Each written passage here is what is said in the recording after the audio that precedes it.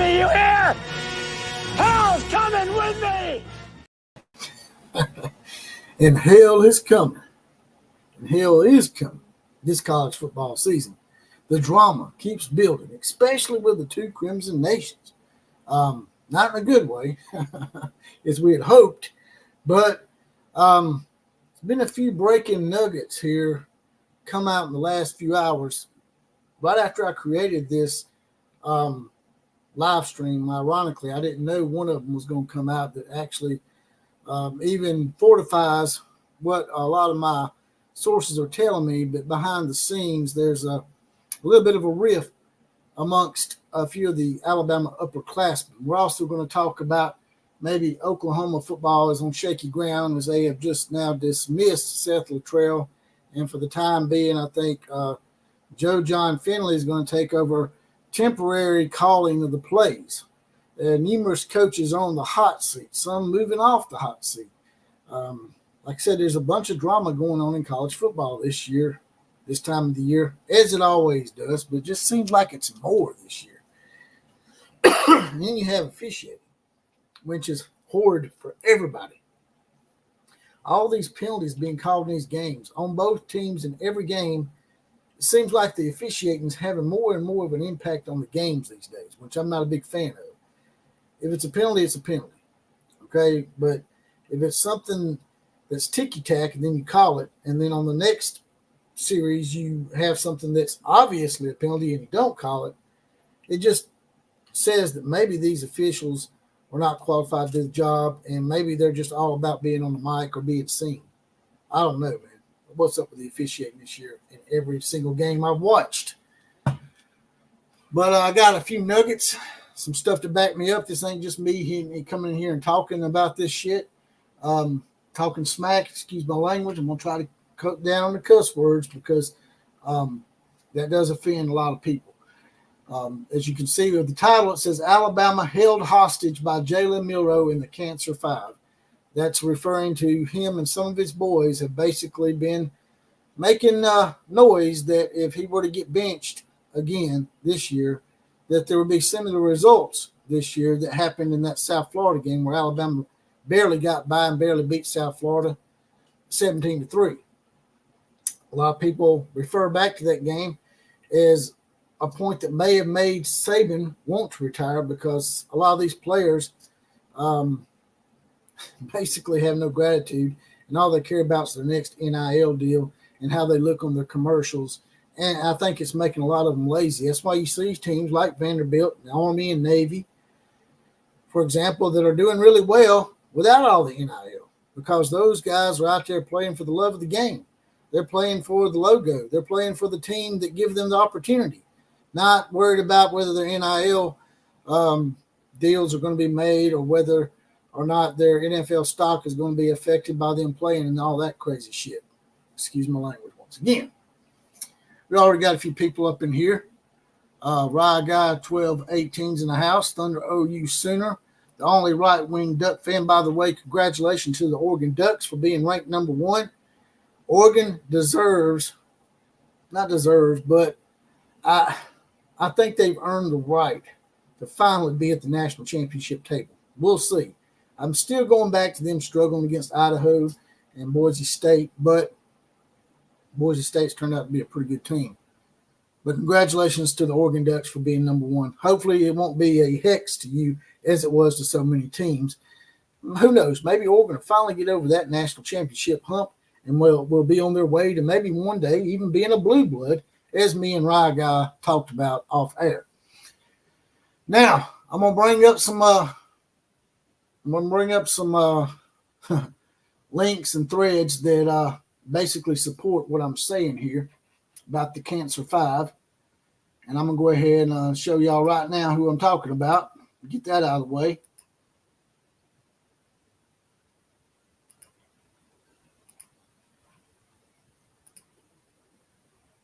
All right, you probably can't see that, so I'm going to read them out to you. It's Jalen Milroe, Tyler Booker, Tim Smith, Jalid Campbell, and Malachi Moore are known to the locker room. A lot of players are saying, not out in the open, but they're saying behind behind closed doors that these five, maybe even there's maybe a couple more, it may be 6 or 7, it may be the Cancer 7. I'll find out the other 2 names later. But these 5 in particular have basically voiced their opinion that if they don't get their way in certain situations, that they will lay down and they will quit on the team. That's what I'm hearing. Malachi Moore's already shown a propensity to be a jackass. He wouldn't come off the field when he was told to come off the field by the coaches. That's a cardinal sin to me. When the coach tells you to come off the field, you bring your ass off the field. Y'all not the bosses of this. Y'all not the bosses, man. Y'all think y'all the bosses because y'all supposedly, their thing is, these guys held the glue together. They were the glue that held the team together. They didn't leave Alabama when all these other players were leaving. Okay. So what do we owe them? We owe them the rest of their education, and we owe them a opportunity to maybe further themselves with an NFL career by giving them the opportunity to play football at Alabama. But we don't owe them the reins of the entire program. We don't owe them the power to tell the coaches when they can and when they can't come off the field. Y'all do what you told, or back in the day, you get your scholarship yanked. See, but now you got your little NIL deals, which y'all are suddenly wanting the universities to front that for you. NIL was created for you to go out and get your own sponsor. But y'all don't want that. Y'all lazy as hell. And y'all want to get these little NIL deals and then, get all the accolades, but you want to go out and do the work. And if something goes just a little awry, if you get a little criticized or you get benched, you want to bitch and moan and complain and talk about quitting, because that's the kind of society we live in today. And that's why you're going to have teams like Army, Navy, and Vanderbilt. They're probably going to rise up and win the damn national championship. Is what's going to happen. Now, let's bring up another one. This is what broke today. This is what really got me aggravated, and this is why I really come on here tonight and decide to do a live stream. I usually do a live stream on Monday because you have sorry-ass NFL Monday Night Football. I cannot stand the NFL, as y'all can tell. And then you have Monday Night Raw for the wrestling fans out there. So it's not really a good time for me to come on here and make my opinions known about certain matters in sports. Let's get a few comments first before I bring this up. Ride Guy 1218 says, I do think DeBoer's a good coach. However, he isn't Saban. He doesn't seem to have the same culture and mentality they had under Saban. Okay. I'm going to bring Saban up too, by the way. He was asked about this, and he didn't have really it didn't sound like a ringing endorsement of DeBoer. It sounded like he was riding the fence a little bit, to be quite honest with you. Sooner Ross says these players are acting all tough now that Saban has left. That could be true. That could be true. A lot of my friends have complained that they think DeBoer is more of a player's coach. I don't know if I really agree with that. I think it's more of those 5 to 6 to 7 players that think they are the glue that holds Alabama together, even though Alabama's been holding itself together pretty well since 1925 when they won the first national championship, Jalen Milroe. All you players from out of state that think you know Alabama football history, you really don't. This shit's aggravating, man. I ain't gonna lie to you. I already didn't like the NIL and transfer portal. Now I really don't like it. All right, let's bring up the nugget that broke today that has really alarmed a lot of folks.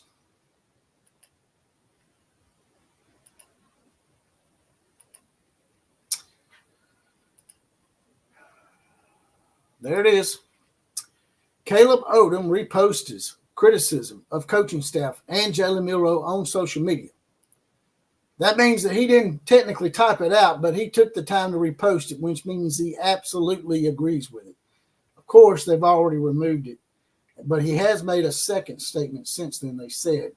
For the second time in 3 years, Alabama's on the wrong side of the third Saturday of October. Offensive struggles with a headline this year, not getting much going against Tennessee. Just one passing touchdown from Jalen Milroe being thrown to Ryan Williams.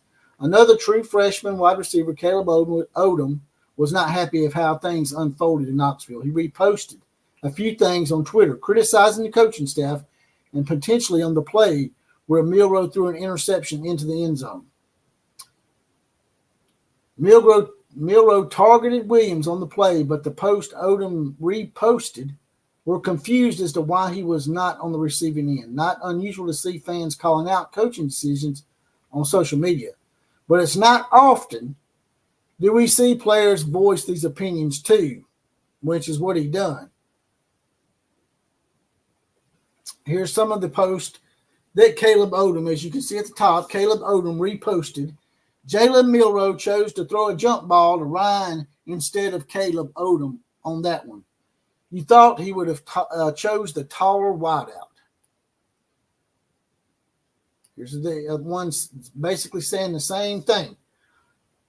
Like, why not do the fade route with Caleb Odom? You know, the wide receiver that is 6'5", 230 pounds. And then there's the troll emoji.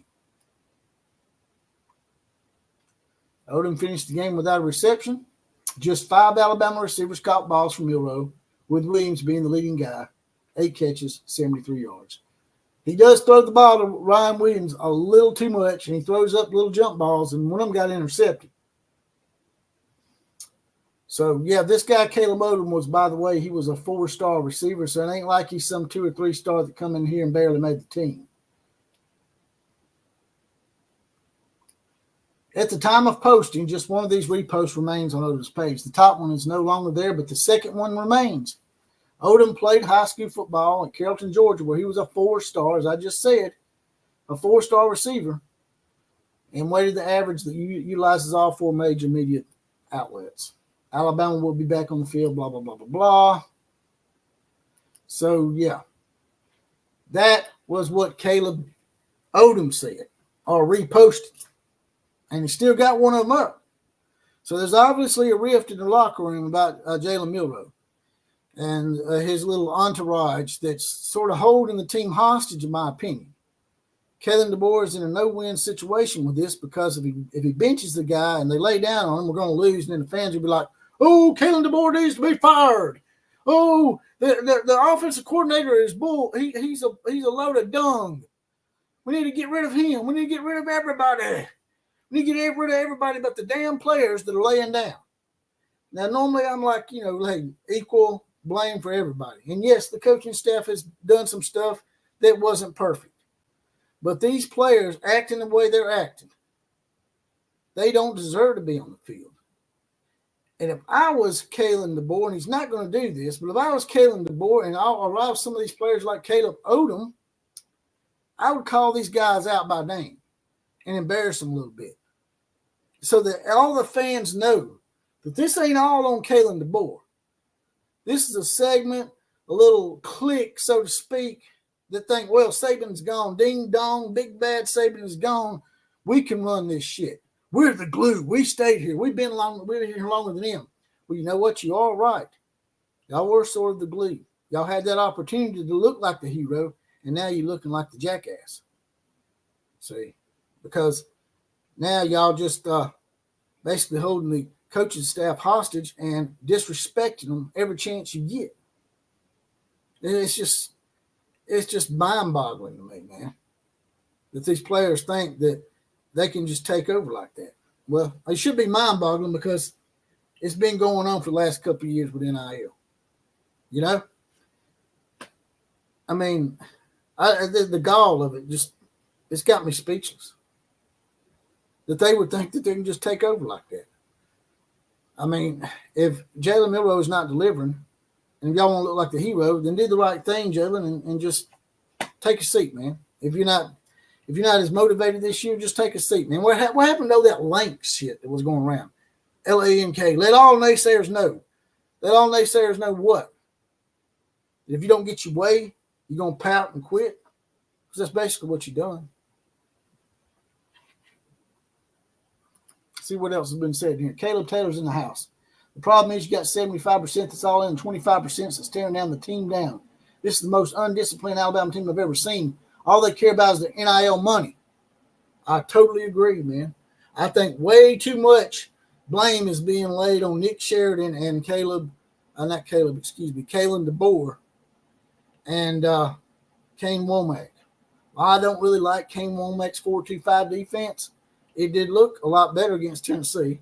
That could be misleading because Tennessee offense has been struggling the last couple of weeks. But nevertheless, they did look better.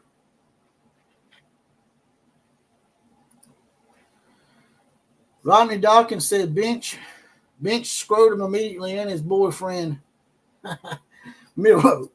You got me choked up, Rodney. Damn, man. Who you calling Scrotum, man? is that Malachi Moore? Because he acts like a scrotum, too. He does.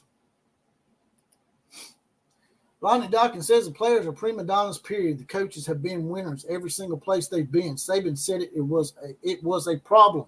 Yeah, and that's why Saban quit. He saw it coming. He's like, man, I can't deal with this crap anymore. It's just a bunch of just basic backyard ball being played out there by people that really don't have a love for the game. And the running back situation in Alabama is going to become a problem too, because these running backs are great running backs and they're not getting the ball. It's either Jalen Milroe passing or Jalen Milroe running. It's all about Jalen Milroe and his little commercials and his little polo shirts he's wearing. Buy Bama Forever gear. As y'all saw that tweet a while back, some people said it was fake. Some people says it wasn't. We'll never know. But it does sound like something that Jalen Milroe would say. It was all cute when he's making those cringy-ass roll tides at the end of the game. Now it's not so cute anymore. Roll Tide! Yeah, that was cute, man. About as cute as Les Miles eating grass until he got his ass handed to him by Alabama 8 years in a row.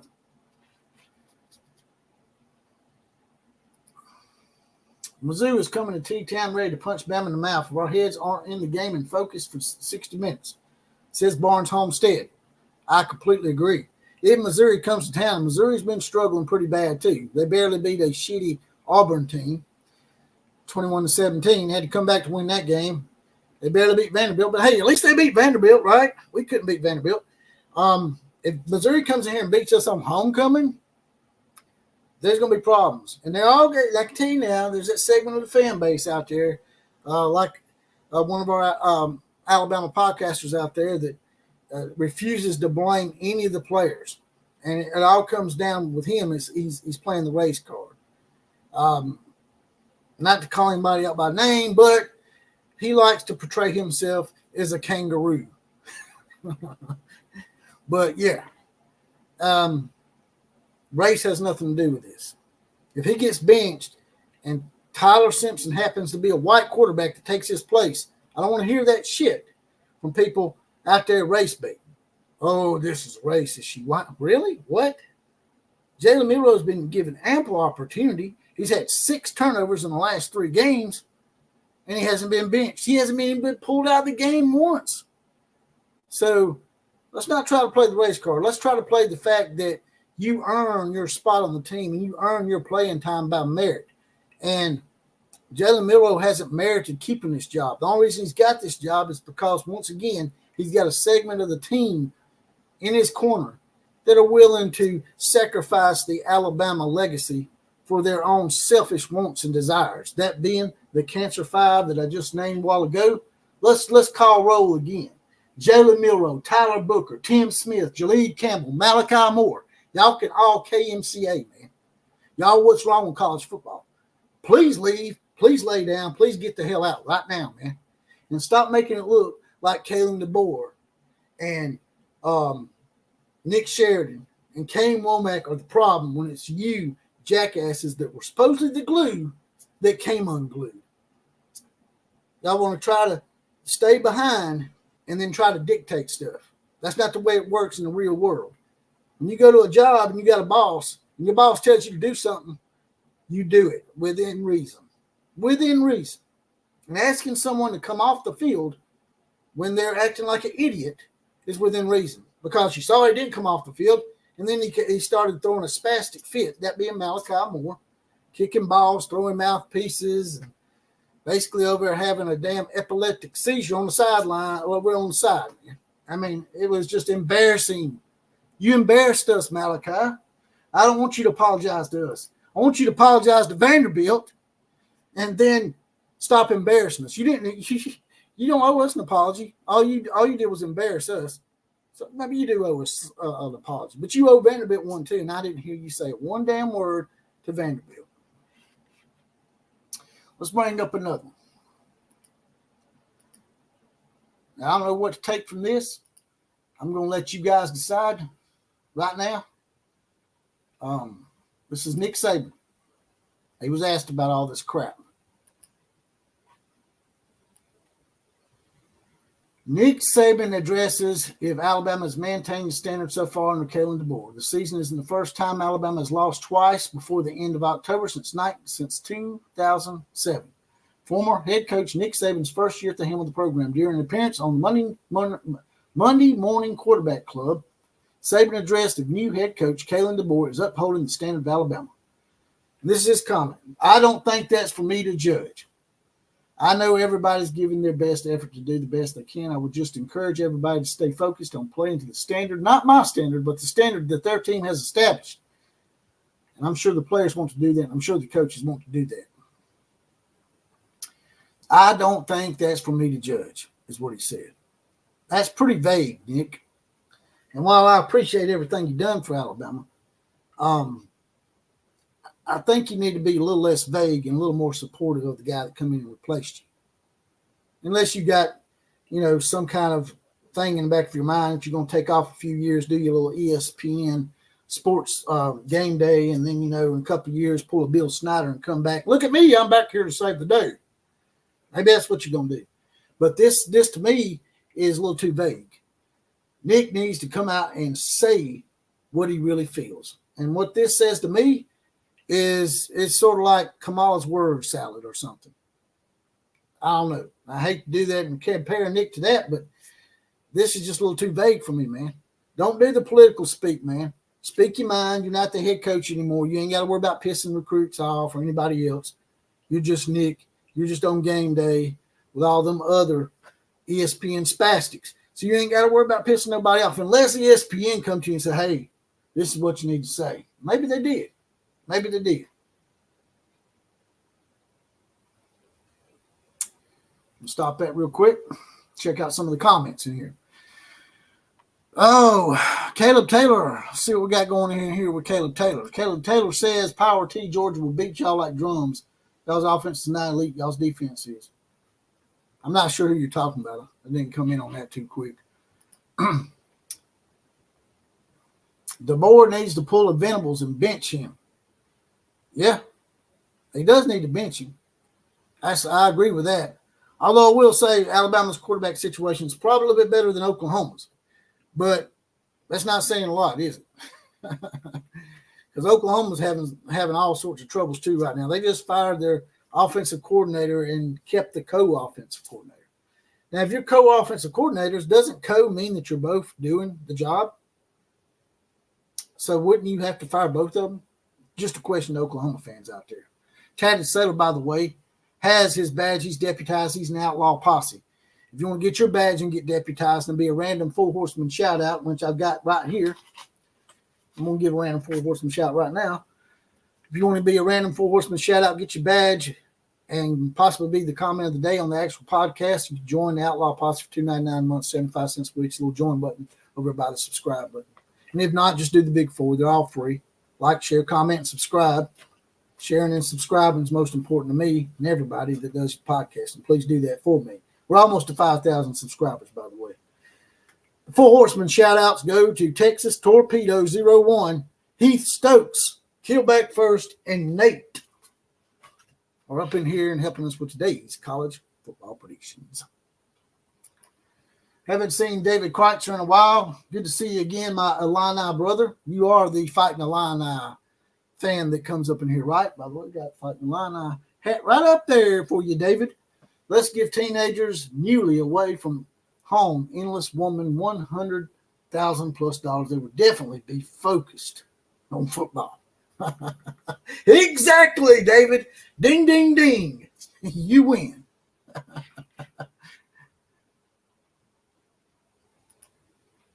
Barnes Homestead says, like the MASH episode, Colonel Potter had to say, Radar's office is closed, Cleaner's office is open. I don't really get that one. I'm missing. I'm sort of coming in late on y'all's comments, I guess.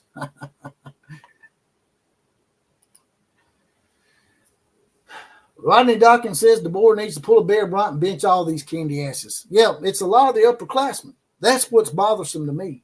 These are guys that they want to dictate shit, but when the shit when stuff starts hitting the fan, and some of the blame starts coming from the fans, all they want to direct all that to the coaches. Oh yeah, y'all criticize the coaches; they're the problem. No, y'all been here with this program longer than Kalen DeBoer and his coaches. Some of y'all been in this program for 3 or 4 years. Malachi Moore's in his 5th season, right? And he still don't know how to control his emotions to the point where he's out there playing freaking soccer, looking like a striker from Ecuador, out there kicking the damn ball like there's a soccer goal at the other end of the field. Spastic, man. Quit acting like a spastic. You won't be called one, man. Hope y'all see this, man. Hope y'all do lay down. Because we don't need it, man. Hopefully, maybe it'll fire you up, man. Maybe you won't lay down. Maybe y'all come together and say, you know what we're doing is not right. Let's get this shit together. Let's get our stuff together here. Let's go back to the Lank attitude that you had last year. That little crazy little acronym you had, which I always, sort of ain't gonna lie to you, it's sort of cringy, sort of lame to me. Let all naysayers know. Okay. Well, let all naysayers know that you're not going to roll over just because you can't get your way, just because you got a new head coach. Oh, well, this guy, I didn't try to play for him anyway. Well, that's fine, man. Don't try to act like you're the glue that held us together either, because you're not, man. You stay behind for the glory, and the glory didn't work out the way you wanted it, and now you're all out there just blaming each other and pissing your panties and kicking balls and throwing mouthpieces. And you know what? Tell them what you're doing back in the locker room. Probably eating damn wings and freaking hot dogs at halftime like Simeon Castile did against Mike Shula back in the day.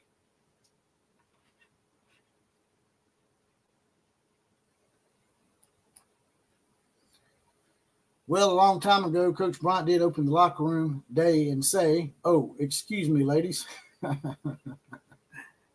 Yeah. Darius Fountain says it's Ty Simpson time. Yeah, it is, man. But here's the thing. Will they go out there and lay down like they did against South Florida last year? Good sources have told me that's sort of what happened. That Jalen Milroe got benched after Texas because he looked horrible. And then, the team sort of laid down. It's not y'all's decision. Y'all there to play your position, to earn your scholarship and your education and your chance at being on a big stage to maybe one day make millions of dollars in the NFL.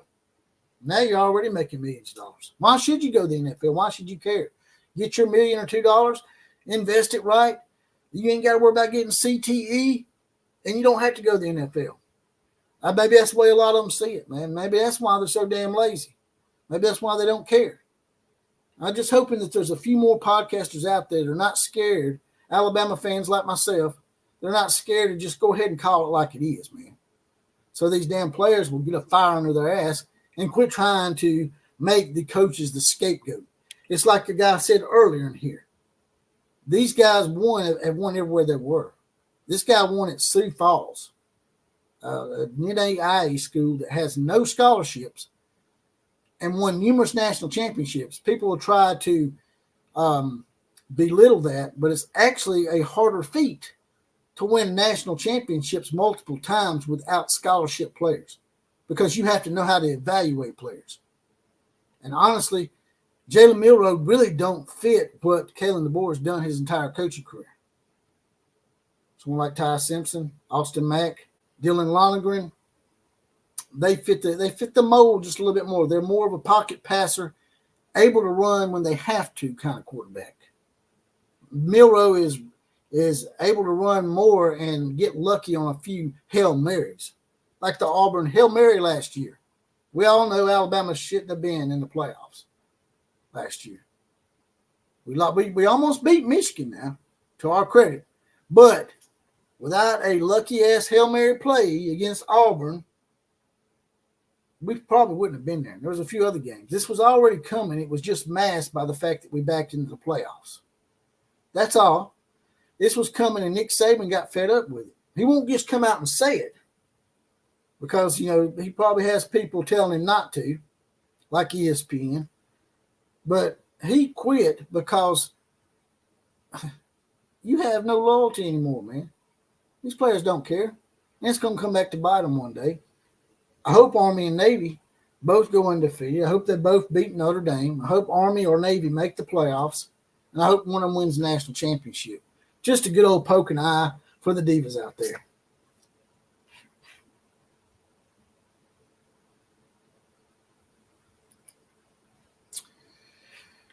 New incentive program, work or get fired. Yeah, that's what they're going to have to start doing, brother. They're going to have to start having contracts. Because another thing, when you're in the NFL, this sets these players up for an unrealistic view of what their workplace is going to be like in the future. Because most of these players are wanting to major in football. That's their major. Is go to college, take a few classes, but my main thing, my main focus, my main major is to one day be a professional football player. That's my major. Well, in the NFL, you can't just up and leave when you get benched or when you wet your diaper and you maybe rash up a little bit because your coach hurt your feelings. You can't just up and leave a team after 1 year. You sign a contract like a man, and then you play that contract or you get traded. There ain't none of this crap where, a team goes in like Alabama did Georgia Tech, for example, with Jahmyr Gibbs. You just go take somebody's running back and they don't get nothing in return. That'd be like Patrick Mahomes leaving Kansas City and going to Miami and saying, you know what, I got tired of playing up there in that weather. I want to come down here to sunny Miami and play down here. Screw you, Kansas City. And then Kansas City not get absolutely anything in return. That don't happen in the real world, in the business world. And these young men, they're not kids, by the way. People call them kids, just enabling them. These young men are going to be in for a rude awakening. Jalen Milroe reminds me of Vince Young, who was a quarterback at Texas that was a head case. When he got to the NFL, he lost his noodle. Ended up not being in the league 2 or 3 years later.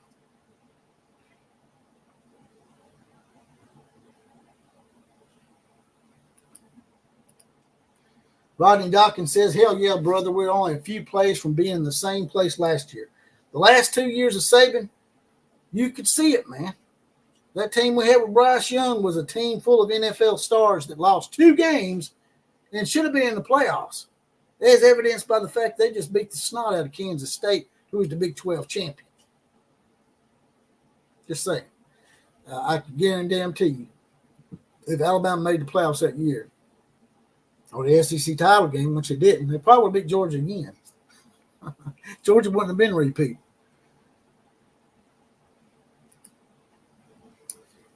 Power T. It's not Alabama's offense. They just came up against 2 really good defenses, South Carolina teams. Your defense that is struggling. Well, my defense didn't look like it was struggling against your offense.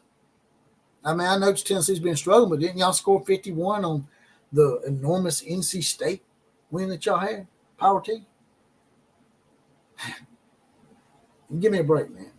Alabama was only up 7-0. Yeah, I can understand Tennessee holding them down a little bit. But Tennessee basically tried to give Alabama that game. There was numerous turnovers by Tennessee in the first half that Alabama didn't capitalize on. Then we got this kicker from Miami of Ohio that was supposedly the Lou Groza Award winner last year. We know why he won it over the guy that was here last year at Alabama that should have won it. It's because he never has kicked in very intimidating atmospheres. Kicking a ball at Miami of Ohio against Bowling Green when there's maybe 3,000 people in the stands, as opposed to kicking a ball against Tennessee when there's 104,000 people, is an entirely different animal. That's another rant for another day. But I'm just saying that you're not going to excuse what's going on here. You might want to, so that Alabama will continue to struggle, so Tennessee can finally return somewhat from their former corrupt-induced days where they had a quid pro quo with the NCAA to set Alabama up. Another topic for another day once again.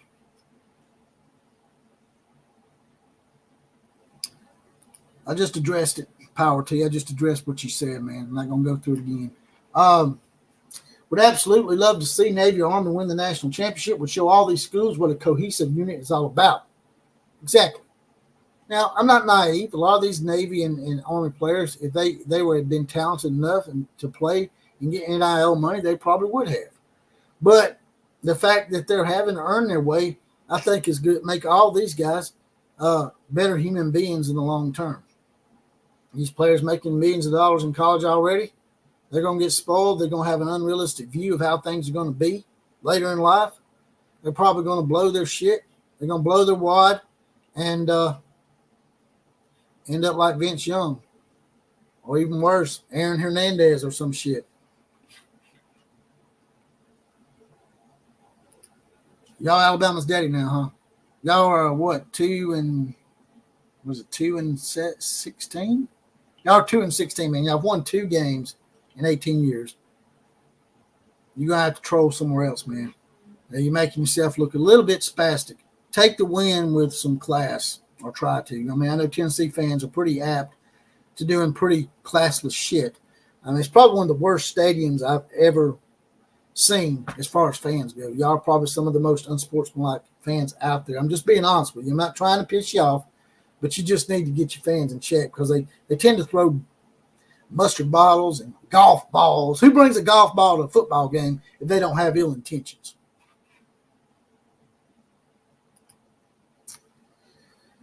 Ain't no way in hell your 5-star player at Georgia Tech would survive a day at West Point or the Naval Academy, says Rye Guy 1218.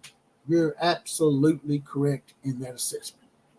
Now, the last thing I'm going to bring up is something to just back up what I've been saying.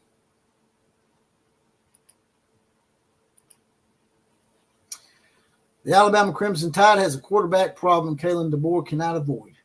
This is coming from Ronald Evans at the Bama Hammer. So it's a Homer site that's already saying this. It ain't just me.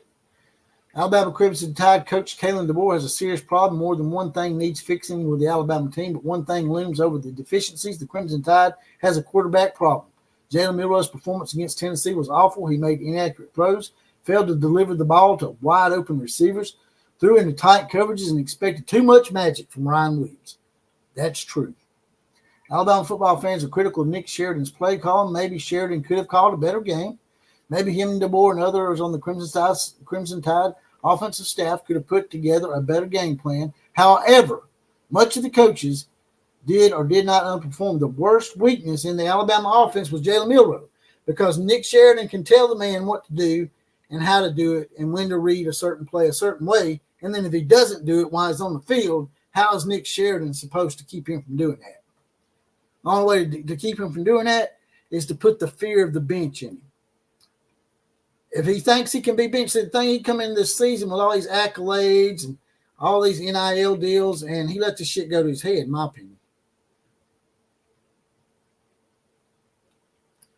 In the second quarter of the Tennessee game, one play was a microcosm of 2 frequent Jalen Milroe failures. On second down at the Tennessee 32-yard line, Milroe was given a clean pocket, and as the play developed, he had 3 choices. A hole in the UT defense would have given him at least a 10-yard run.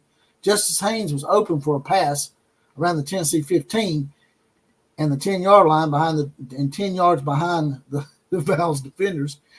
A wide open Alabama receiver waited for the ball. Milroe chose the Haynes option, and the pass sailed well over the running back's reach. Because of the Alabama penalties and a sack, the possession ended in a James Burnett punt. After Tennessee tried to give us the damn game with a couple of turnovers. Judging only one player for mistake is unfair, but there are many examples of Milroe failing to make the right decisions. A statistical exclamation point is that Milroe against SEC competition has the worst touchdown pass to interception ratio among SEC quarterbacks. The worst among SEC quarterbacks. In SEC games, he has 5 touchdown passes and 6 interceptions in 5 games. It's worse than I thought. Based on the SEC games only, what Alabama's getting from Jalen Milroe is about what Auburn is getting from Peyton Thorne. Alabama football fans don't have to be told that such a comparison is unacceptable. So he has a dilemma. Ty Simpson may not offer a marked improvement over Jalen Milroe to the extent DeBoer and Alabama's current offensive scheme is failing with Milroe. It could be worse with Simpson. unless Simpson was to come in and quickly improve the Tide's offensive fortunes, benching the popular. See, popular. They're worried about popularity, man. Who cares? Benching the popular Milroe could lead to a player backlash. Well, no crap. I'll just address that. What DeBoer must do is unclear, but he must do something that works, and he must do it quickly. That's crazy, man. Player backlash, boy. The Cancer 5. Y'all want me to give you that roll call again? The ones that y'all, yeah, the ones of y'all that wasn't in here? Let's see some comments. 334 GUH. I won't hold my tongue anymore on Milroe. He is terrible. To back that up, he played like a scared freshman, says 334 Goo. Yeah, exactly. Bill O'Brien said he was not a quarterback. Bill O'Brien, he's a pretty good evaluator of talent, is he not? Do you see Jam or Justice transferring if they don't start getting more touches? Yes. I've talked to numerous people about this. I could absolutely see Justice Haynes or Jam Miller transferring because they're not getting the ball enough. I'm not saying run the ball every down like they did on that one series. They actually done pretty good. But I'm just saying that when they run the ball, it's usually with Jalen Milroe, which I don't mind Jalen Milroe taking a few runs for himself. But now it's either Milroe pass or Milroe run. These players are averaging 5 carries a game. These are players, especially Justice Haynes, that were big-time 5-stars, thick 5-stars. If it was a 6-star, they would have been 6-star running backs. Justice Haynes, without a shadow of a doubt, might transfer. Jam Miller, same thing.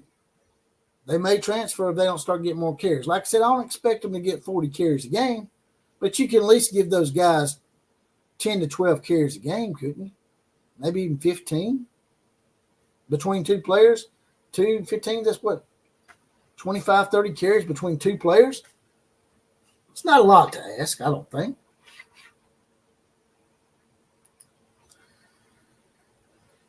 Firmus Paradox 1 agrees with me. Milroe hogs the ball. By the way, if y'all don't mind, come out, jump out of the chat. The ones of y'all in the chat section here, jump out real quick for just 2 or 3 seconds and smash the like button. It helps the algorithm, helps me push this out to more people, gets this party more crunk. Also, if you want to make a comment, you want me to read it, we got a lot of comments coming in here. I'm already up to 60 people. If you want me to read your comment out and answer your question above everybody else's, there's a little money dollar sign at the bottom here. You can click on that, write your comment out, and then hit send, and it'll push it up there. It'll highlight your comment, and I'll read it out over everybody else's. By the way, I'm going to call roll again because, like I said, there wasn't a few people in here. But here's the roll call on the Cancer 5. I'm hearing it's 7. I'm going to find out the other 2 names. But these 5 players have basically, they got their own little clique, and they basically said that if Jalen Milroe gets benched, that they will lay down. Here's roll call. Jalen Milroe. Here, roll Tide. Tyler Booker. Tim Smith. Jaheed Campbell. Malachi Moore. Or the Cancer 5. Just so y'all know. Just so y'all know. That's the Cancer 5.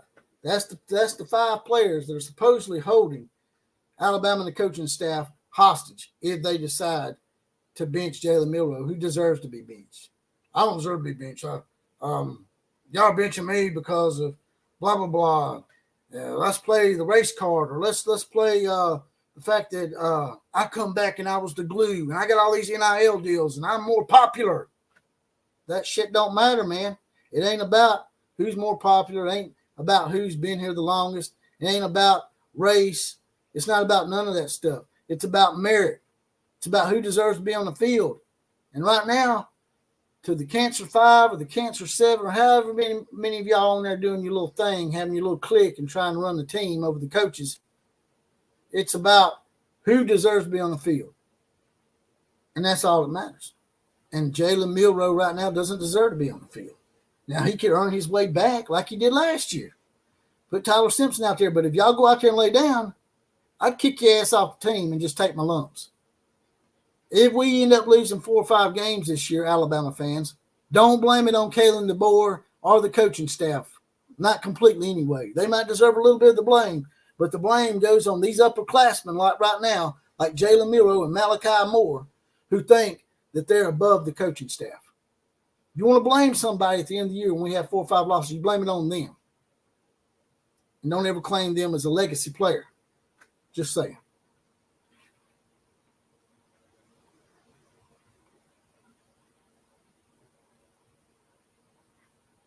See what we got going on in here.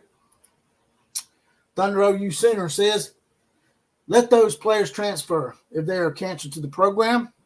Yeah, but you're going to take some losses, and you're going to have these stupid fans out here that don't want to blame them for whatever reason, whether it's because they're popular with them, they bought their jersey, or whether they're trying to play the race card and saying that Ty Simpson's white, he shouldn't be starting over a minority quarterback, or whatever it is, whatever reason they got. Those fans are going to say the coaching staff's a problem. And that's a problem because it ain't entirely the coaching staff. Some of it is, like I just said, but most of it's these upperclassmen that think that they are king dinglings and all this, and they're not. Patrick McKeever says Saban would let them all go. And I agree. Saban would have let them all go by now. Maybe. I don't know, man. Saban showed a little bit of some cracks in his latter years where he let some stuff slide, some stuff that he acquiesced to a few things he probably shouldn't have. But I'm not going to get into all that. But, I'm not too sure, man. That's probably why Saban quit, because they laid down on him last year during the South Florida game when he benched Jalen Milroe. The Duck Knight says Bama needs a roster overhaul after this season. It's unacceptable. Yeah, it is, and the fans need to understand that. Quit trying to lay all the blame on Kalen DeBoer and the coaching staff. They've only been here a half a year. These players have been here 3 or 4 years, and they're still here, and the stuff's happening. So, to me, if I'm an outsider looking in, if someone's been with the program 3 or 4 years and stuff just starts happening because a new boss comes in, it might look like they're having problems with taking orders from the new boss. And maybe that it's not the new boss's fault. Maybe we need to weed out the bad stuff and bring in the players that want to be a part of what Kalen DeBoer wants to do.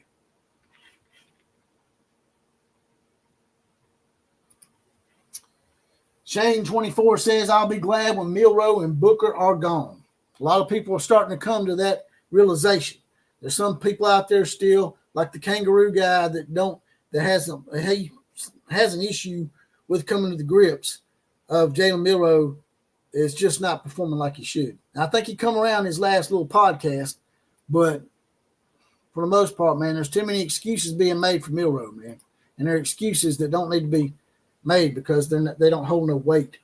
Not with most people that are willing to say it out loud.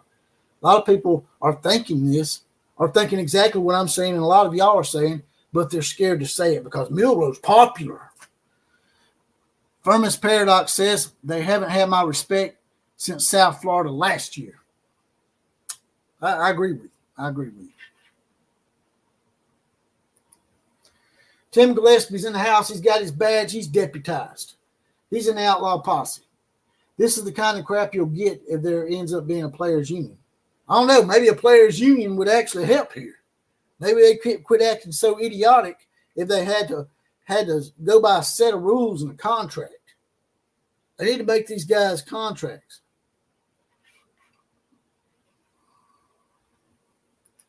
Sigma says it's a very undisciplined team. That is true.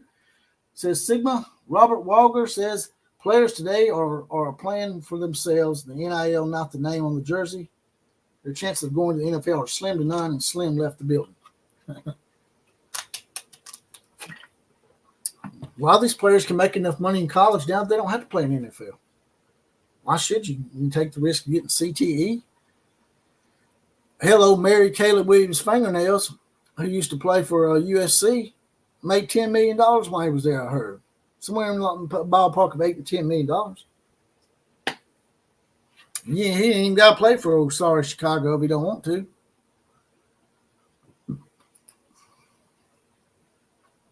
Patrick McKeever says that DeBoer is too nice. You can't be a best friend and coach without respect and command this team. This is a losing cause. Fake it if you can't. Saban needs to have a talk with DeBoer. Maybe. Just like I said, though, Saban was asked at the Monday Morning Quarterback Club about the situation, and he wouldn't take either side. Which is troublesome to me. I think he should absolutely come out and support the current coaching staff as to say, hey, y'all need to lay off Kalen DeBoer. He's got to implement his system, and some people have got to decide that they want to be a part of the process. That was one of his great words, right? The process. The process.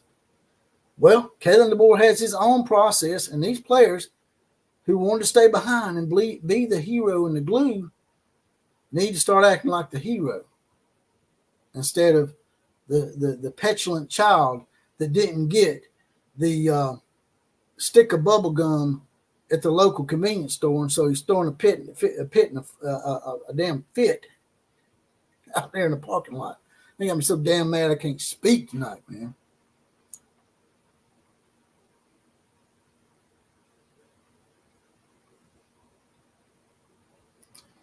Power T says your coach has lost the locker room. If there isn't discipline on that team, that falls on the leadership, and that starts with your head coach. I think that you're being a little too cut and dry with it. I think you're doing it deliberately because you're taking some kind of delight in this because Tennessee is 2-16 against Alabama. Your boy Josh Heupel hasn't looked too good. He just happened to play an Alabama team that's in disarray. He got a little bit lucky. Like I said, it ain't really the coach just to blame if you got 7 or 8 players ganging up on you.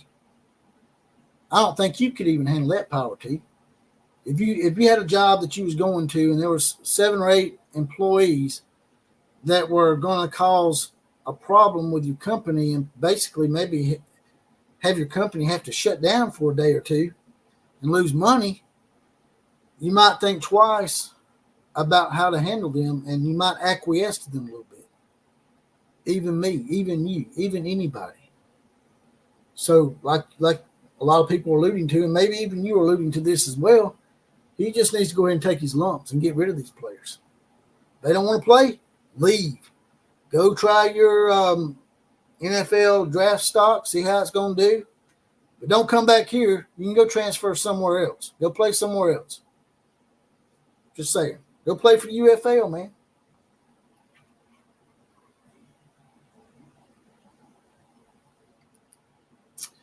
DeBoer will have the team looking better next year and amazing the third year. I absolutely agree, Sigma. But I have a segment of our fan base that's just not patient, man. They're going to be like, y'all lost 4 or 5 games, man. And it's all Coach DeBoer's fault. The leadership at the top, blah, blah, blah. There's no gray area for Power T and all these other fans, right? Y'all ain't got no gray area whatsoever, man. You're just being facetious, man. You're not being honest with me. You're in here trolling. But, yeah, I think you give him 2 or 3 years here. He gets his system implemented and gets the players in here that want to be a part of his process. I think Kalen DeBoer will be fine. Once he gets either Ty Simpson, Dylan Lonergan, or Austin Mack at quarterback, I think things will be fine, man. Things will start working out once you get these upperclassmen out that think that there's the supposed foundation of Alabama football, even though it's been a foundation since 1925. And all a bunch of out-of-staters that don't really understand the tradition of Alabama football like they think they do.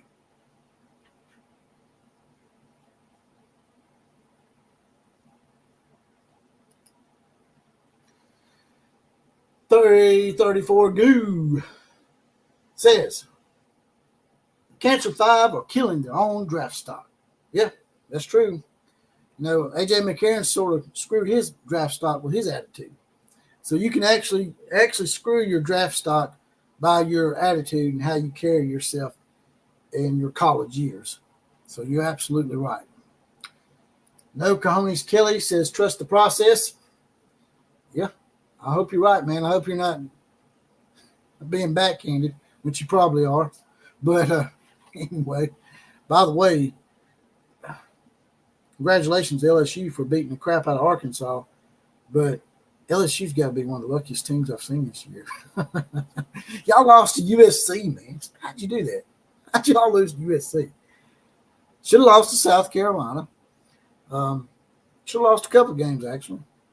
So I don't really trust LSU quite yet. I want to see LSU do well. I just don't want to see Brian Kelly do well. So I would like to see Brian Kelly get fired or something, and then LSU hire somebody with a better moral compass and not so much shadiness.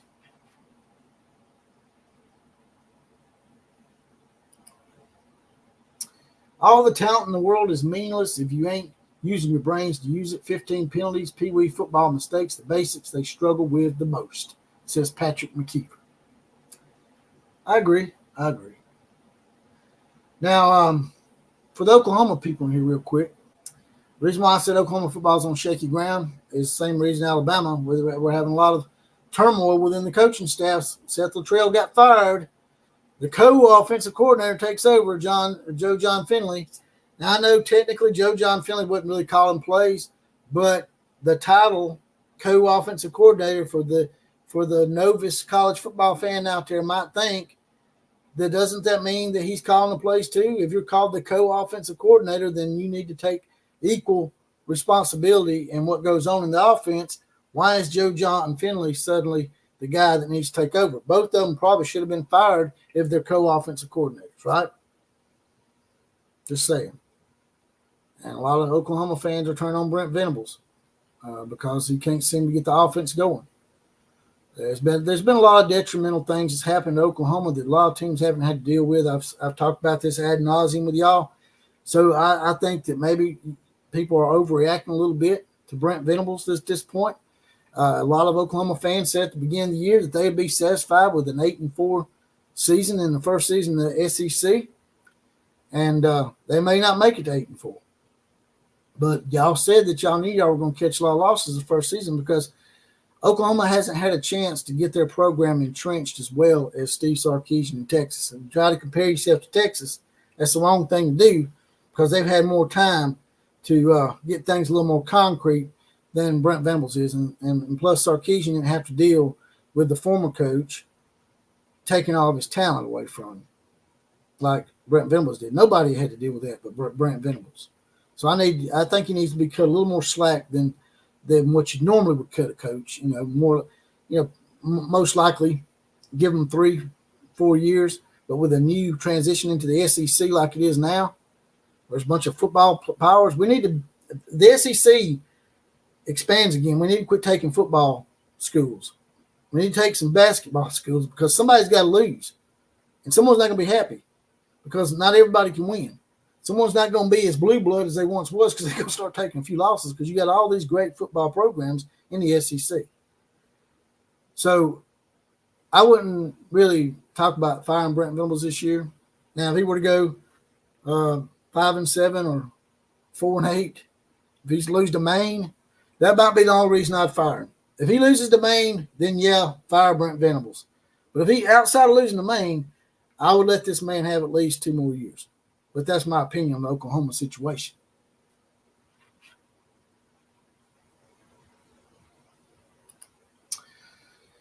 Garth Brooks says Alabama's in the Dennis Franchione 2.0 era. Well, actually Dennis Franchione had a decent record, man. So I don't know if that's an actually good comparison. Dennis Franchione, I think, won 10 games his last year. I think he was like 10-3 or 10-2 or something. So I would more compare it to maybe Kalen DeBoer may be what Mike Price would have been had Mike Price not got fired by going to the titty bar down in Pensacola. I don't know if y'all know that story. Mike Price got the head coaching job. He's from Washington State. Kevin DeBoer's from Washington. Irony. Both of them offensive geniuses, offensive inclined coaches. Mike Price thought he knew what it was like. He knew the history of Alabama football, but just because you know what you read in the books don't mean you know what's going on down here. And obviously he didn't, because he went down to a titty bar and took a couple of strippers to the hotel, give them the University of Alabama card at the hotel. And while he was at a meeting, they went on to spend a bunch of money and ended up getting him fired. And that strip bar in Pensacola, I can't remember the exact name of it, but after that, it was great advertisement for them, because on their billboard, they put the home of the $10 million lap dance. Because that was the contract he was given. He's given $10 million, and he lost that because of moral turpitude. So that strip bar is now the home of the $10 million lap dance. Just a little side story for y'all out there.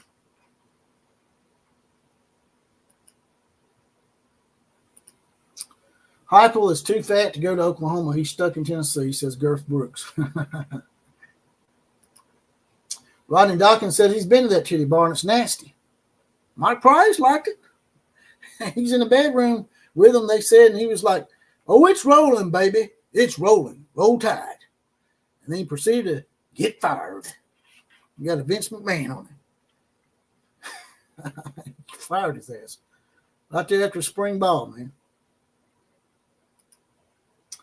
Price was recruiting, blah, blah, blah. He don't look like he was recruiting, man. He was down there at the tit bar. Now he's going to Oklahoma. 334 Goose says, "Nah, we're going to bounce back next year. DeBoer will have a full year SEC ball under his belt. He'll adjust." Well, as soon as he weeds some of these guys out, just like Saban had to. Saban had to weed out a few people that were sort of a cancer, like Simeon Castile, for example. Hate to drop names like that, but when you eat a damn chicken wing in the damn locker room while Mike Shule's trying to speak and disrespect your supervisor, your coach, then you deserve to be called out. But anyway, I'll never forget it. Patrick McKeever says, "What Bama has the highest buyout in college football. We're stuck, so we might as well get used to this a few years." That's true, but Texas A&M came up with the money to buy out Jimbo Fisher, and that was what, $72 million, something like that. I think old Linky boy out there with the USC Skittle Shitters, I think his buyout's like $88 million. By the way, I saw an article today saying that maybe this is something that me and the Oklahoma fans have talked about. Johnny Johns and me had talked about, an Oklahoma guy. We talked about this, that it just, I don't know, man. I'm not going to get into all that.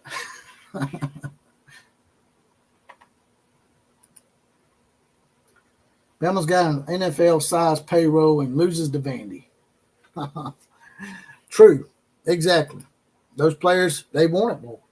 They don't have NIL. A lot of them don't have NIL contracts. They got something to prove. They got a chip on the shoulder. Mike Price went to the titty bar to check out the talent.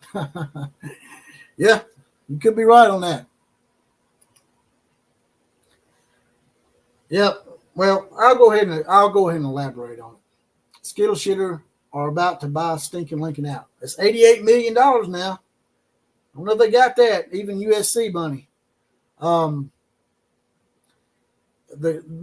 Johns was talking about it, that maybe Lincoln Riley just stayed the course and not got so scared about joining the SEC and got pissy because he felt like Joe Castiglione did not, consult him enough in moving to the SEC and then take off to the Pac-12 trying to avoid it at the SEC.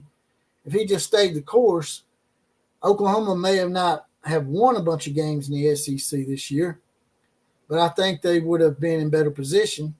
They would have been at least be able to try to outscore people. It's entirely possible. The article I saw today was, did Lincoln Riley basically fracture him in Oklahoma? That's what me and Johnny Johns already talked about before this article. I absolutely think that Lincoln Riley, had he stayed at Oklahoma, he would have probably been better off, and Oklahoma would have been better off. Now, would they have come in the SEC and went undefeated or went 11-1 or 10-2? Probably not. but they would probably at least went 9-3 or 8-4. At this point, it doesn't look like Oklahoma's going to make it to 8-4.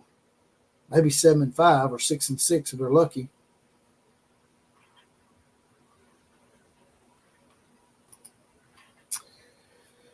Port Ryan says, why would Alabama fire Kalen? That don't even make sense. You have to give these coaches a reasonable amount of time to turn things around. Yes, that's right, Port Ryan, and that's what I've been saying in here the whole time, is that these guys that they call the Cancer 5 or the Cancer 7, Jalen Milroe, Malachi Moore, Tyler Booker, etc., these 5 to 6 to 7 guys, man, they've been in this program longer than Kalen Moore and those coaches, and they're supposed to lead by example, and they're not. They're holding the coaching staff hostage, supposedly.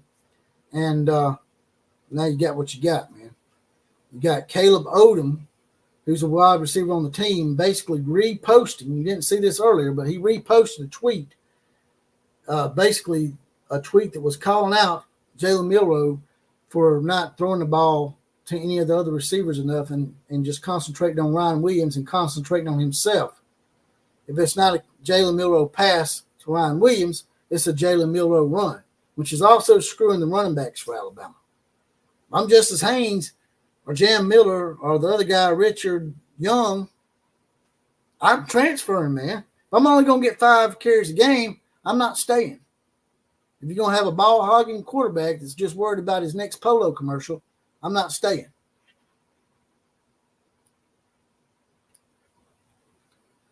By the way, you'll see people in here with their badge, like you saw earlier, with a few guys in here. If you want to be in the Outlaw Posse and get your badge and get deputized and get a random 4-horseman shout out on the actual podcast, as well as possibly be the comment of the day, you can hit the join button over by the subscribe button. It's not but $2.99 a month. That's just 75 cents a week. That's just a half a bottle of water for the Outlaw. Like I said, you'll get all those great benefits and perks and get deputized and be in the Outlaw Posse. Also, if y'all don't mind, jump out and hit the like button. That like, share, comment, and subscribe. Those are the big 4 and they're all free. Those really help me as well. They push the algorithm and make YouTube like me just a little bit more.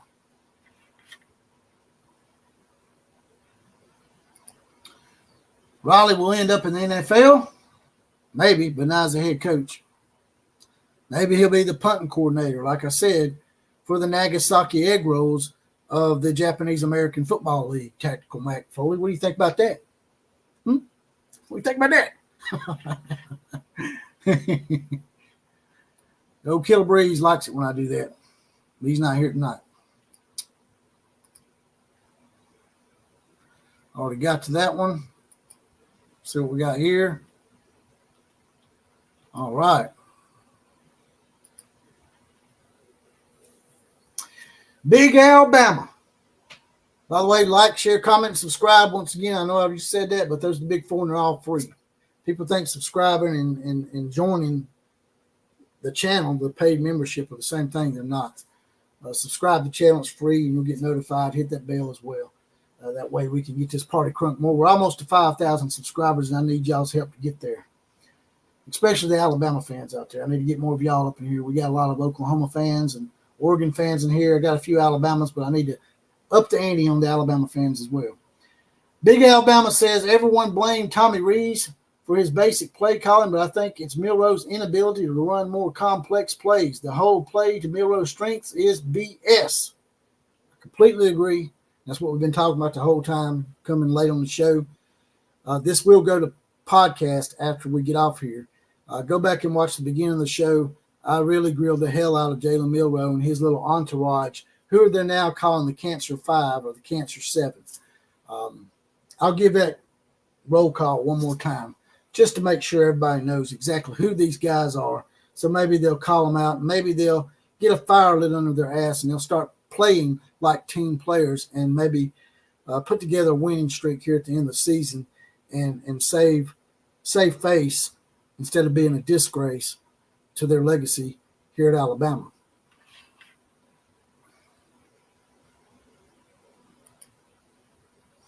I will be glad when mildew is gone. It's a good name for him, mildew, because the shit that's coming out of his mouth really smells like mildew. It don't smell too good. Gabriel should play in the Japanese league since people are calling him short, says the Duck Knight. Gabriel was sort of pushed out of Oklahoma, in my opinion. I think that Dylan Gabriel should have been re-recruited by Oklahoma and kept another year. But I heard that Jackson Arnold and his daddy threatened to transfer if Dylan Gabriel stayed another year. That's just what I heard. And I don't know if that's true or not, but a lot of Oklahoma people, not me, a lot of Oklahoma people have told me that.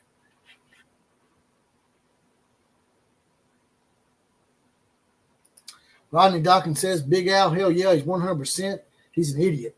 I like the way you guys thinking now. I like the fact that y'all are able to show some spine and come out against this popular narrative that Milroe is such a hero.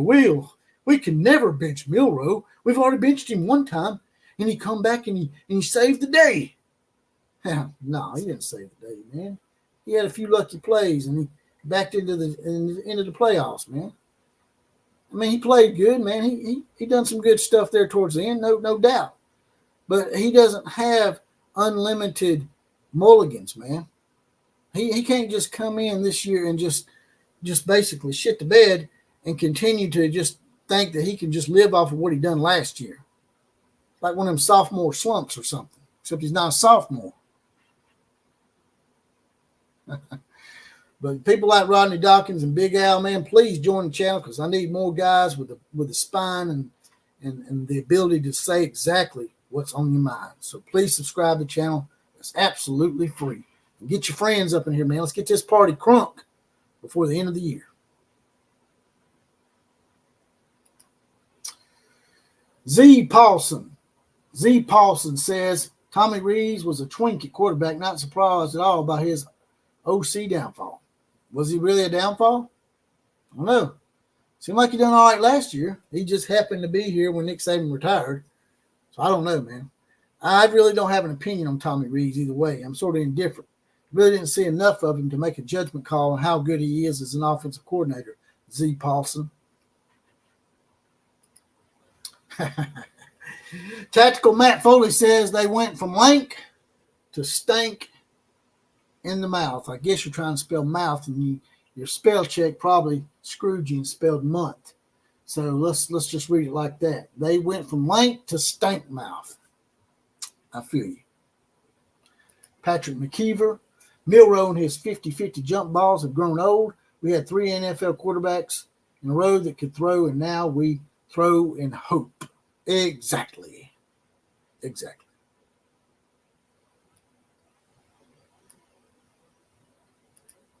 Alabama feels like the Miami Hurricanes the years after they lost the Sugar Bowl to Alabama in 92. That's a good comparison. We did sort of just taper off after that, didn't we? Gene Stallings. I like Gene Stallings, but he was a one-hit wonder that was unable to adapt to the Steve Spurrier-type offenses. Tatted Sailor, who has his badge, he's deputized. As I mentioned before, you can get your badge and get deputized yourself by joining the Outlaw Posse. But I've tried to do some digging, but I've heard the same rumors on the Gabriel situation, says Tatted Sailor. And I'm assuming you are an Oklahoma guy, right? Thank you, time. What we got to lose? He may give us, tie time. My bad. I said thank you. I thought you was abbreviating thank you, brother. My bad. Brock O'Neill says it's Tyler time. What have we got to lose? He may give us a spark or light a fire under Milroe's ass, like he did last year, except it wasn't him. It was that other guy that ended up going and playing lacrosse for Notre Dame. I can't remember that dude's name now, but Tyler did get to come in that game, but it was a third quarter. He didn't get the actual start last year. But if you don't give Tyler Simpson a shot, then he don't do well. Give Dylan Longren or Austin Mack a shot. I mean, he brought Austin Mack from Washington. He obviously was recruited to fit that Kalen DeBoer's system. And he's a very big guy. He's like 6'6", weighs 240, 250 pounds. And he can run too. He's still athletic. He's not a statue back there. Milroe's the opposite thing. He can really run well, but his passing is just 50-50, like the guy said earlier. Girth Brooks says the entire SEC feels dead. Yeah, it does feel a little tapered off, but I think it's because we got way too many football powers in one league now. That's why I said earlier, the next time we expand, let's go basketball schools. Tim Gillespie has his badge. He's deputized. He's in the outlaw posse. One of the local sports guys thinks an NFL team will take Riley and try to fix the defense for him. Well, there might be an option, but I doubt it because his offenses and the way he runs his program are not conducive to his defense. It puts his defense in some awkward positions, in my opinion.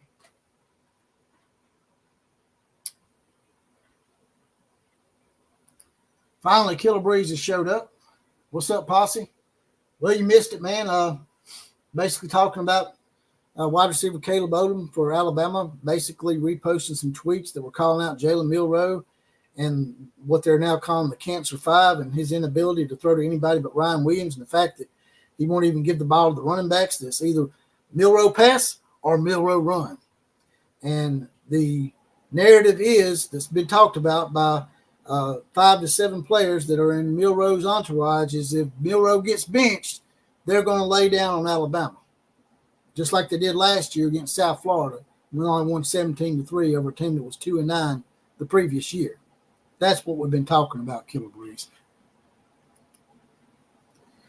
Other Alabama fans have made it a racial issue, which is ridiculous. Let me reread that. Big Alabama. Other Alabama fans have made it a racial issue, which is ridiculous. If anyone is being treated unfairly due to race, it's the guys on the bench. Color doesn't matter, skill does. Exactly. That's what I was talking about a while ago. I sort of was tiptoeing a little bit. I didn't really want to come out and say it completely, but I did. I just came out and said it, man. It's not a popular thing. It's not an NIL thing. It's not a race thing. It's a me winning games and beating your ass thing. That's all it is. It's not NIL. It's not you being popular. It's not what you've done in the past for us. It's not a race thing. It's a me whooping your ass thing. It's me getting out there and whooping ass on the football field. And that's what it's all about. And if Milroe can't do it, he's got 6 interceptions this year to what? What did they say a while ago? 5 touchdowns? What did they say?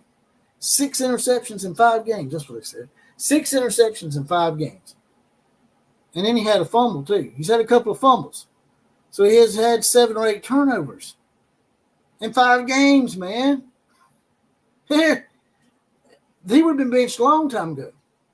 But like I said, there's people out there that probably scare Kalen DeBoer a little bit that want to try to play the race card. It has nothing to do with race. Nothing. This is about who's the best. This is about merit. Put the best players on the field, man. Bottom line.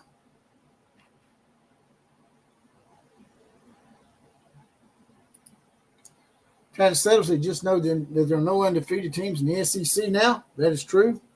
Now, there's some teams that's undefeated in SEC games, like LSU and Texas A&M, but that's going to change this week. There's going to be one less of those. Now, y'all don't be surprised if Alabama goes down to LSU and wins, because LSU has been a little shaky too. Even though they got a nice win over Arkansas, they've been a little shaky too. They're a little bit of a shaky 6-1 team. So it would not surprise me if Alabama got up for that game just like they did against Georgia and win that game. And so, see, Lank, boy, Lank done it. Boy, we're Lank. But, we're going to lose to Vanderbilt, struggle with South Carolina, lose to a Tennessee team that tried to give us the game. Hell, we might even lose homecoming to Mizzou or Mid-Poo, whatever you want to call them. Me and Oklahoma people like to call them Mid-Poo because they're out there in the middle of absolutely nothing.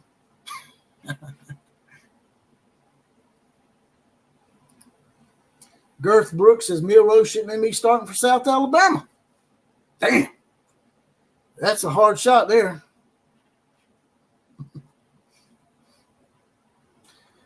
But I'm going to give the roll call one more time so everybody knows exactly who these guys are, and y'all can go on Twitter and call these guys out if you want to. Embarrass them a little bit. Maybe they'll stop doing this. Maybe they'll get your shit together and they can say, see, that outlaw guy didn't know what he's talking about. We're team players. We're playing as a team now. That's fine. I'll take the hit. Just start playing as a team, man. And I'll leave you alone. I won't grill your ass. Just don't come on here saying stupid shit, man. And don't be out in the field acting like you're having an epileptic seizure out there, throwing shit and kicking stuff like you play for a soccer team in Ecuador.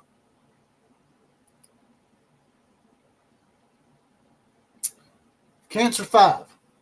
Roll call. One more time to make sure that everybody's got their attendance. In attendance for the Cancer 5, I think it's the Cancer 7, I will find out. Jalen Milroe, Tyler Booker, Tim Smith, Geod Campbell, and Malachi Moore. The guy that just keeps on giving penalties. Just keeps on giving. That's great, boy. That's great. It's great, man. I'm a fifth-year senior, and I'm out there losing my noodle, wetting my diaper and rashing up. Someone get me some Vaseline and rub it on my naked ass. Get a few more comments before I get up out of here. Ego in 74 says you have a running back playing quarterback, Bama recruiter several, but they're apparently bust. I agree with that, Ego. Who wants to know says bench him. I don't care. Hell, I'm black. Bench him. I'm rolling with the tide. Exactly, my brother. Exactly. Has nothing to do with race, man. Quit playing the race card. Let's just win, brother. I wish that God would come down and just, make us colorblind or something, man. So we can't see that stupid shit. Because it separates people, man. And these political parties, they try to play on that shit. They try to keep us at odds. The common Joes and the common thousands know, like me and you, who wants to know. They try to keep us at odds, man. They try to separate us by race because it benefits them for us to be fighting amongst each other. So they can all KMCA too. Democrats, Republicans, all of them can KMCA. Sorry about that. I went on a little political rant. Well, I'll probably get some unsubscribers for that because you know how people are.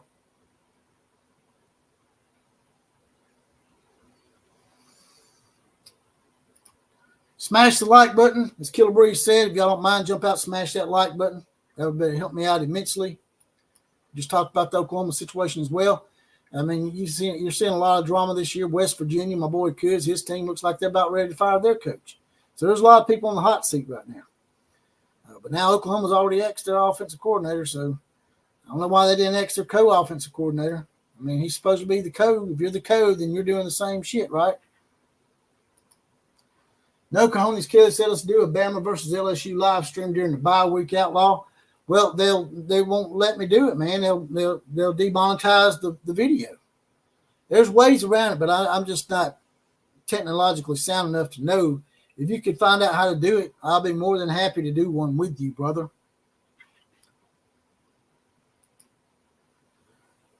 Baby had a good 5-star leave. Who's Baby? Because Milroe was too big to fail. Heisman promotes himself. I knew that was bad luck. He ain't smart. Don't care what color he is. Never say Heisman first game. That's true. There's way too much celebrating when you're still down. Celebrate a score when you take the lead at least. Wait till you take the lead at least before you start celebrating. They were doing that against Vanderbilt. Woo, woo, woo, woo. We scored. I'm going to dance. I'm going to dance. I'm going to dance. I'm going to dance. I'm going to dance. And then I'm going to get beat after I dance. I know I look like a spastic, didn't I? Just trying to play, just trying to get on their level, man. Just trying to be a spastic just like them.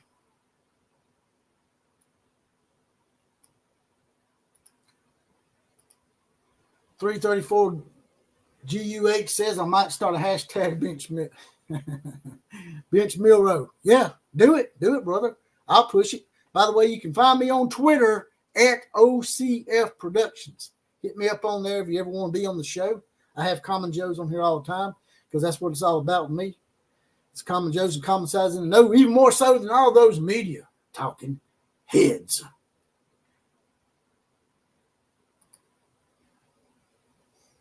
If we're united, no one can rule us. Damn right, Sigma. Tell them, brother. Tell them.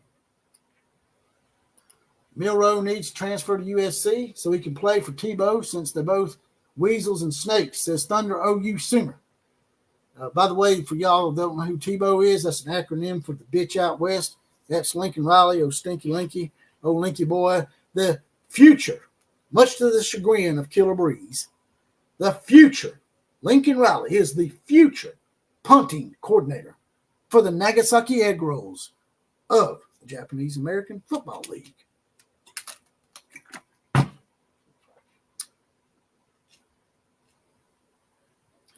Fred Bagley says he agrees. He doesn't care for that move either. Says Fred Bagley, who's deputized. Terry Sloop's in the house. He has his badge. He's deputized. Tide still has playoffs in sight. Superior depth shows down the stretch. Well, you don't have no depth if you're laying down. Depth don't matter if you're laying down. That's my point. And they've threatened to lay down. They can deny it all they want, man. Their players like Caleb Odom. I showed you the link earlier. You can go back and look at the video. This will upload the podcast after I get off here. Earlier in this live stream, Caleb Odom, who's on the Alabama team, is basically calling out Jalen Milroe and their little entourage and the selfishness that's going on amongst these upperclassmen that are not acting like upperclassmen. I'm voting for Trump. Make Alabama great again. They got me a new hat up there. You see it? Got that from the Tannehill trade days here in Alabama, in McCalla, Alabama. You're over in Alabama on the third weekend of the month through March through November. Go to Tannehill trade days. It's great. Your wife will love it. It's like a upscale yard sale. Great, man. Check Tannehill out. Big Al Alabama says, even if Ty doesn't play, as we all hope, Bench and Milroe might show the other players that they are not individually bigger than the team. Anyone can lose their job at any time mentality. That's true. But if you let them on the field and they won't come off the field, can you really bench them? Malachi Moore's already showed everybody you can't bench him. Because if I want to be on that field, by God, that's where I'm going to be. And I'm going to go out there and play soccer. And I'm going to kick that football. And one day I'm going to play for Ecuador. Or maybe San Marino or some other third world country.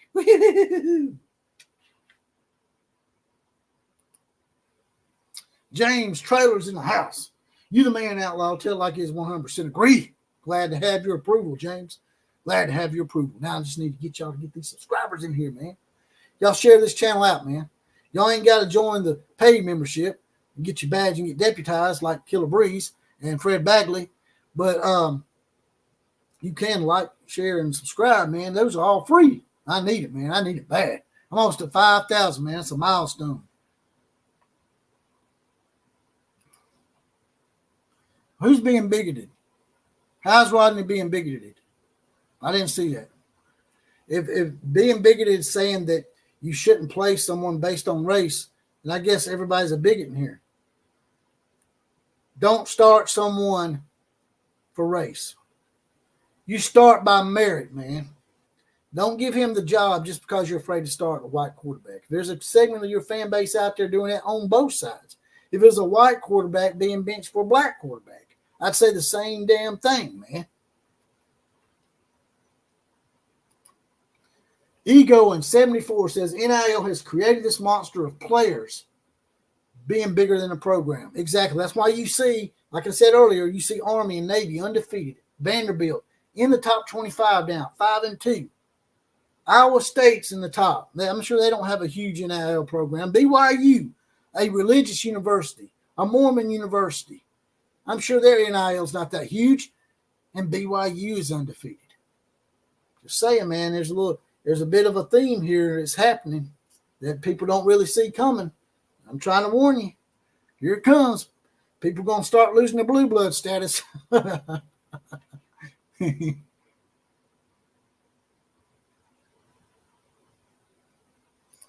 Trump officially worked at McDonald's today. Yeah, I saw that video. That was pretty awesome, man. The guy's a very good businessman, and he knows how to fill the room. And that's what's helping him right now, more than anything. For the record, I just smoked my cigar anyway. Yeah, because y'all know the tradition. And for y'all that don't know the Alabama-Tennessee tradition, the winner gets to smoke cigars. I didn't buy any cigars. I'm glad I didn't now. Help a brother out, everyone. Like Fred Bagley says, subscribe and share this channel. Go out and hit the like button. And you can join Outlaw Posse like them and get a random 4 Horsemen shout out on the actual podcast, as well as possibly be the comment of the day. And that's only $2.99 a month, 75 cents a week. It's a little join button over by the subscribe button. But if not, do the big 4 because they're all absolutely free.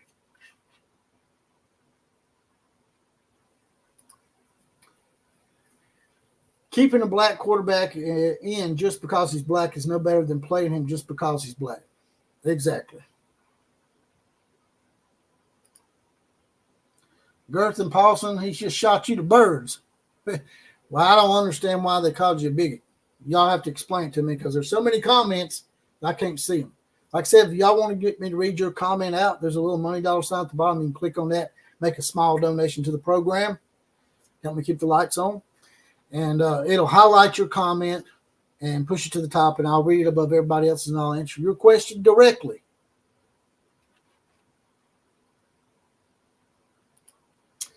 Parity is here, and it's speeding up. That is true. Anybody that watched Milroe last year should have seen this coming, said Firmus Paradox. You're right, Firmus. You're damn right. And please subscribe to this channel, brother. I've liked some of your comments tonight. You're a guy that seems like you have a spine and you speak your complete and the complete thoughts in your mind. That's what we're all about here. That's why I get a lot of unsubscribers because, people getting their feelings and like I said earlier, they wet the diaper and they rash up and sometimes they ain't got Vaseline, so they just get more irritable because they got their ass all rashed up because someone disagreed with them. Yeah, you should have been here earlier. You should have damn well been here earlier, Fred. It was pretty epic. I had a pretty good meltdown.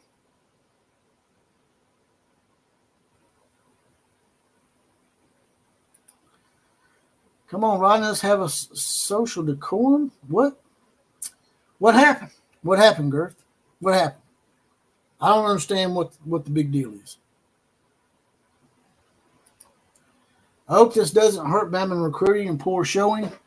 It will hurt them in recruiting, just like it's hurting Oklahoma in recruiting.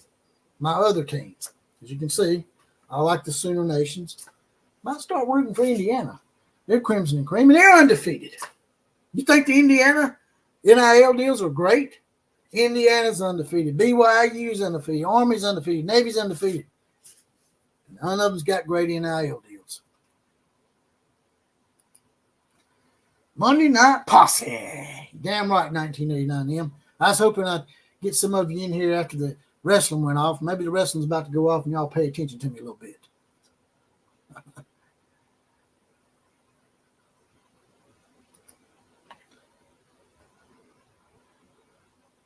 Tatted Sailor's in the house. He still has his badge. He's deputized as well, as I said before.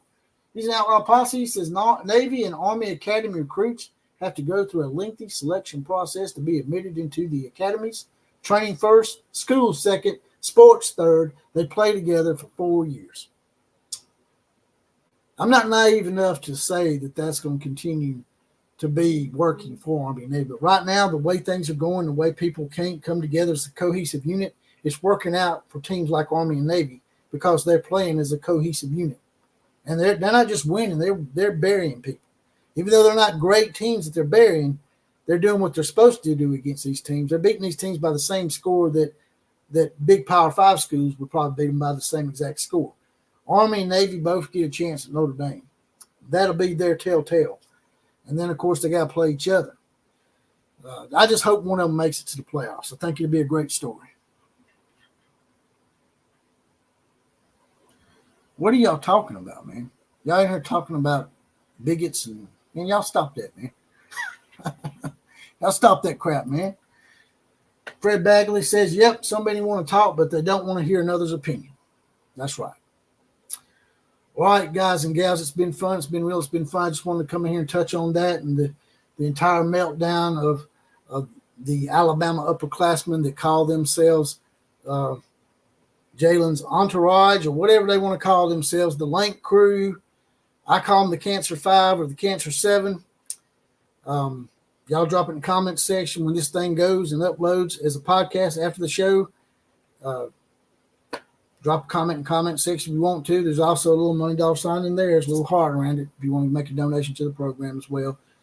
As I said earlier, like, share, comment, and subscribe to this channel. Those are the big four. They're all free. With that, I'm out of here. KMCA to all the other teams. Class is now officially dismissed.